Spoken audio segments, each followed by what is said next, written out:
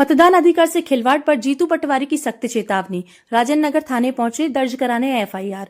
इंदौर जिला bureau chief अंकित वर्मा से मिली जानकारी के अनुसार मध्य प्रदेश कांग्रेस अध्यक्ष जीतू पटवारी एक बार फिर एफआईआर दर्ज कराने के लिए राजेंद्र नगर थाने पहुंचे। इस दौरान उन्होंने मतदान के अधिकार के साथ कथित छेड़छाड़ को लेकर कड़ा रुख अपनाया। प्रदेश अध्यक्ष जीतू पटवारी ने स्पष्ट कहा कि जिन लोगों ने गलत तरीके से मतदाताओं के नाम मतदाता सूची से कटवाने की साजिश रची है, उनके खिलाफ सख्त कार्रवाई की जाए। उन्होंने चेतावनी देते हुए कहा कि ऐसे मामलों में चाहे दोषी बीएलओ हो या भाजपा से जुड़ा कोई भी व्यक्ति, सभी के खिलाफ एफआईआर दर्ज कराई जाएगी। जीतू पटवारी ने इसे लोकतंत्र पर सीधा हमला बताते हुए कहा कि मतदाता का अधिकार छीनने की किसी भी कोशिश को बर्दाश्त नहीं किया जाएगा। कांग्रेस पार्टी इस मुद्दे से पूरी मजबूती के साथ खड़ी है और दोषियों को कानून के कटघरे में लाने के लिए हर संभव कदम उठाएगी। एफआईआर तो करनी है, एफआईआर तो होगी सही, नहीं तो मैं बैठूंगा। नहीं, एफआईआर करने के बाद 14 डेज में निराकरण करना है। एक मिनट, प्राथमिक जांच का कौन से बंधे हुए हैं, विधि के अनुसार ही कार्रवाई। बिल्कुल सही हुआ। डॉक्यूमेंटेशन करना पड़ेगा सर, डायरेक्ट कर सकते तो हम बिल्कुल कर लेंगे। 1 मिनट, आप सही हो। कब? जब फॉर्म 7 के अंतर्गत आवेदक ने आपत्ति ली, उसकी जांच करने का अधिकार बीएलओ का था। बीएलओ ने उस आपत्ति को एक्सेप्ट कर लिया और एक्सेप्ट करने के बाद बीएलओ ने उसको 14 का नोटिस दे दिया। यानी उसने ये कहा कि ये भारत के नागरिक नहीं हो, आपने उसको सीधा कह दिया भारत का। इसका मतलब है अपने आप में एविडेंस बन गया है। ये हम वो लाए हैं, हमने सिर्फ ये 7 का फॉर्म नहीं लाए हैं, इसके नीचे फॉर्म 14 भी आ गया है, जिसमें नोटिस दे दिया उसने वोटर को सीधा।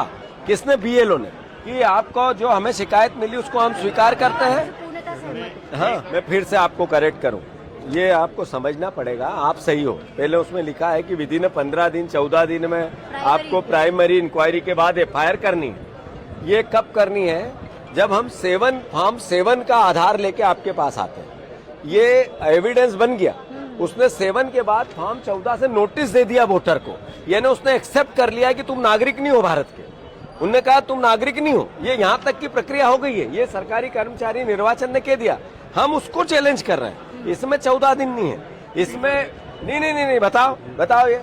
हम किसी भी आपने अभी आवेदन दिया सर, उसकी जांच हम करेंगे, सामने वाले को बुलाएंगे, उसके कथन लेंगे, दस्तावेज इकट्ठे करेंगे, उसके बाद करेंगे। नहीं, हमें आश्वस्त होना ही नहीं, हमें आश्वस्त नहीं होना, हमें तो एफआईआर करनी है। हम गलत एफआईआर लिखाए तो हमें कोर्ट के नियम है, सीआरपीसी के, कि हम गलत अगर कोई एफआईआर लिखाएंगे तो कोर्ट हमें सजा देगी।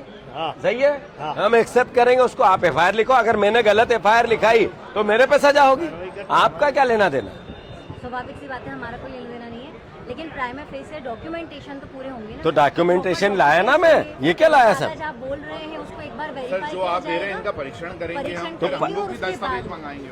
और मैं आपको आश्वस्त इस बात के लिए कर रही हूं कि जितनी जल्दी हो जाएगी उतनी जल्दी जांच। ये एफआईआर का ही मुद्दा है। आपने अगर वो 14 का नोटिस का वेट कर रहे थे हम, ये तो हो गया था पहले ही। अगर वो 14 नोटिस बीएलओ ने घर वालों को दे दिया, ये कल दिया और मैं आज आ गया, यहाँ से क्राइम चालू हो जाता है। मैंने बार बार बयान दिया था कि जिस बीएलओ ने ये कहा कि ये इनकी साथ दिया बीजेपी का, तो हम आपके खिलाफ एफआईआर लिखाएंगे। तो हमने जो एफआईआर कब लिखा रहे हैं? जब उसने साथ दे दिया।